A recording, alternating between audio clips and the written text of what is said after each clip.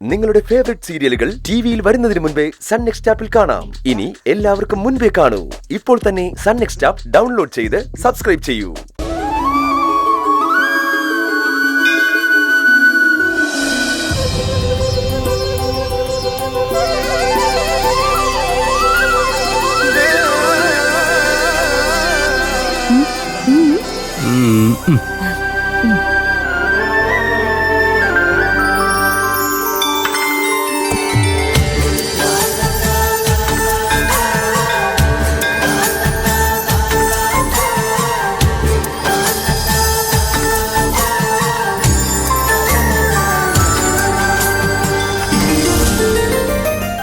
കേശുകുട്ട, ഇല്ല ചേച്ചി, കുറച്ചുകൂടെ ബാക്കിയുണ്ട്. ചേച്ചി വാ. ചേച്ചി കണ്ണുറന്നേ. അയ്യേ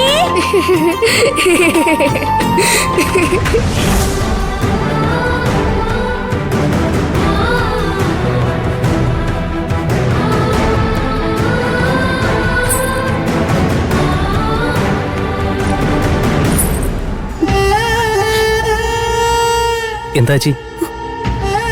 എന്താ കണ്ണു നിറഞ്ഞല്ലോ? എന്തു പറ്റി? എന്തിനാ സങ്കടപ്പെടുന്നത്?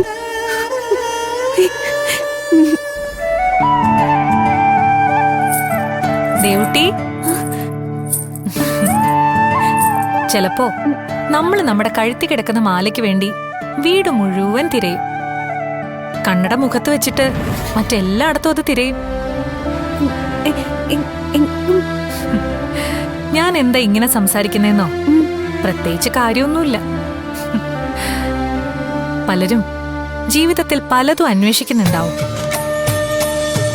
നമ്മൾ അന്വേഷിക്കുന്ന വസ്തു നമ്മുടെ കൺമുന്നിലോ കൈവെള്ളയിലോ തന്നെ കാണും.